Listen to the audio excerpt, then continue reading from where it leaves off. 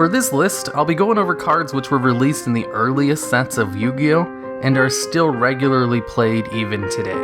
I'll be using TCG releases and not OCG for dates and times. Now let's get started. Imperial Order first saw release in Pharaoh's Servant, which had its first TCG release on October 20th, 2002. Imperial Order had the effect of negating all spell cards, but at the cost of paying 700 life points during your standby phases. With its old effect, you could just activate at the start of your opponent's turn to lock them out of spell cards, and then choose not to pay the cost during your standby phase to destroy it, and then play your spell cards with no hindrance. And because of this very good effect, it ended up on the first ever ban list to forbid cards, alongside cards like Yatagarasu and Chaos Emperor Dragon. And there it stayed for 13 years, until it got an errata to its effect. Imperial Order was changed to basically have the same effect, only you can no longer choose to pay the maintenance costs, meaning you can't just destroy it at the start of your turn anymore to use spells freely, giving it an actual downside instead of just being a way to lock your opponent out of spells for a turn. And with its new actual downside effect, it was taken off the ban list in 2017. But not completely, as it is still limited. And with its new limited status, it sees a lot of play in side decks, and in the current meta as of making this video, where Sky Strikers are the top deck and rely on spell cards almost exclusively, Imperial Order is seeing more play than ever. At number 9, we've got SENJU of the Thousand Hands. SENJU was released in Spell Ruler on September 16th, 2002. SENJU was made to support ritual cards, and to this day is one of the most played ritual support cards alongside Manju of the 10,000 Hands. Although with the new Devi ritual cards coming out recently, it will probably fall out of favor eventually in the same vein as Sonic Bird. But for now, it's still seen in most ritual-based deck lists, as searching out ritual monsters is more important than searching out the spell card due to the nature of ritual support. At number 8, we've got Mystical Space Typhoon. This card was also in the Spell Ruler set, and came out in September of 2002. MST was a game changer of a card, as it was the first quick play spell card that could just destroy any spell or trap card on the field. Before this card, most spell or trap card removal was very conditional, or Harpy's Feather Duster and just broken. But once Feather Duster got hit by the ban list, MST became a staple in pretty much every single deck, due to its sheer versatility. It could be used on your turn right away to pop back row, or be set to destroy cards during your opponent's turn to disrupt plays. It was so good and widely used, it was limited on the ban list for a big part of its life, and only in 2011 did it finally go back to unlimited. It's so well known, it's one of the few cards in the game that everyone knows by its abbreviation, MST, without really any confusion. In fact, for a while in its heyday, it was thought to be too strong, and people called for its ban. But it never was. Today, it's been power crept a bit by cards like Twin Twister, which is like MST, only can destroy 2 cards instead of 1. But even with a card like Twin Twister in the game, MST still sees wide use. It's just not as omnipresent as it used to be. And at number 7, we've got another Spell Ruler card, UPSTART Goblin. UPSTART Goblin is as simple of a card as any. Draw 1 card, but your opponent gains 1,000 life points. This negative effect isn't really a big deal, and its draw effect is an incredibly good effect. Basically, with 3 UPSTART Goblins in your deck, you're essentially running a 37 card deck, and with a smaller deck, you have a better chance of cycling through it to get to your combo plays and good cards. Effortless deck thinning with a negative effect that isn't really that negative is great. But what makes it better than cards like Jar of Greed or Legacy of Yatagarasu is that you can use it the moment you draw it during your turn, which just combos with more decks than the trap card versions, which don't have a negative effect, ever could.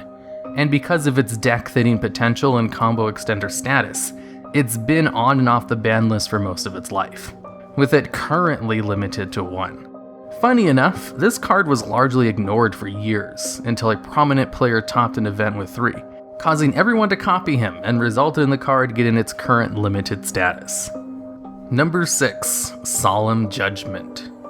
Solemn Judgment was released in Metal Raiders in June 26, 2002, which was the second set of Yu-Gi-Oh to be released.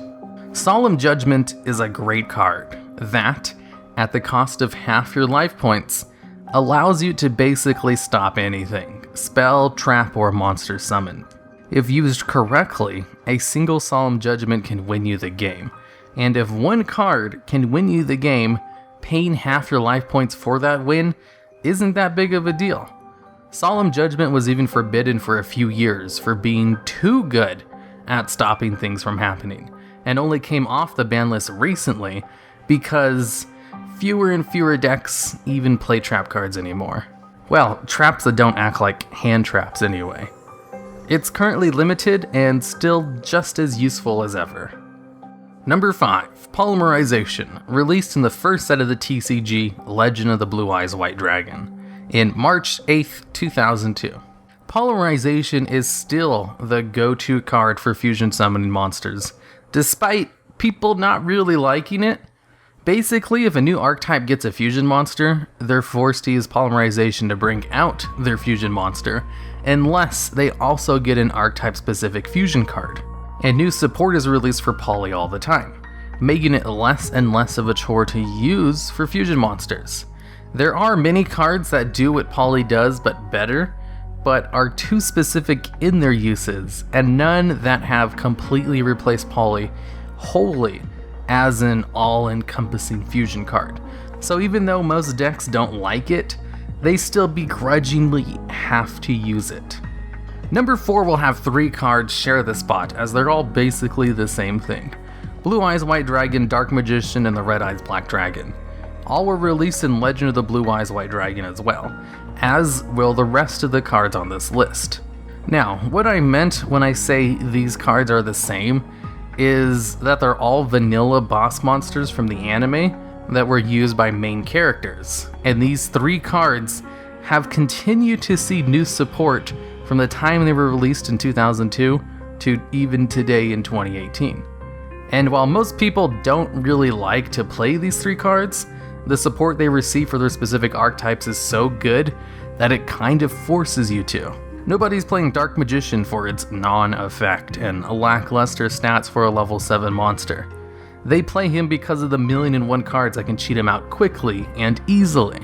Same with the other 2 cards. So they all technically still see play today, and quite a bit of it too, because these 3 archetypes are very popular, even if not top tier. Number 3, Dark Hole. Dark Hole destroys all monsters on the field. This is a really good effect, especially if you don't have any monsters on your side of the field when you use it. It's been on and off the ban list ever since the ban list became a thing, even being forbidden for a long time too.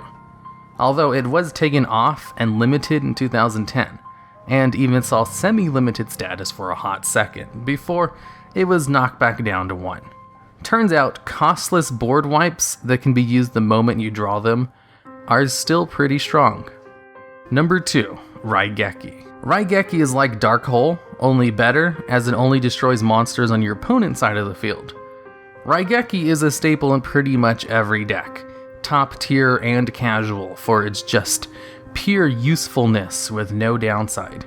And even people who argue that RAIGEKI shouldn't be an auto-include in every deck even admit it should at least be in the side deck. And that's why it was forbidden for the longest time, only coming off the ban list to its current limited status recently. It's still just as strong as it ever was, but seeing as most top decks have an abundance of monsters that float on death, it's not as devastating as it used to be. So it will probably stay around and not get rebanned anytime soon, and continue to see lots of play. And now number 1, Monster Reborn, also released in Legend of Blue Eyes White Dragon. Monster Reborn is a card that can single-handedly turn the game around for you, maybe even more so than a RAIGEKI. And because of that, it too was on the ban list for the longest time, coming on and off it again throughout the years purely for its iconic status, as it's also one of the most used cards in the Yu-Gi-Oh anime. What it does is simply allow you to special summon a monster from either player's graveyard. Being a spell card, you can use it during your turn to extend combo plays, or as a top deck to turn the game around. And since it targets monsters in both players' graveyards, you can use it to steal a powerful monster your opponent brought out previously too. Monster Reborn was powerful when it came out, and is still very powerful even today, and is used in basically any deck that can fit it, which makes Monster Reborn the most commonly used card that was released in the oldest set. And that's it for the video. Now, there were a lot of good cards that are still used that were released in the sets I mentioned in this video. It's just I only talked about the ones used the most, so I left out cards like Sangan, Mirror Force, and Call the Haunted, despite them being good cards in these sets as well. It's just they're not used as much as the ones I put in the video.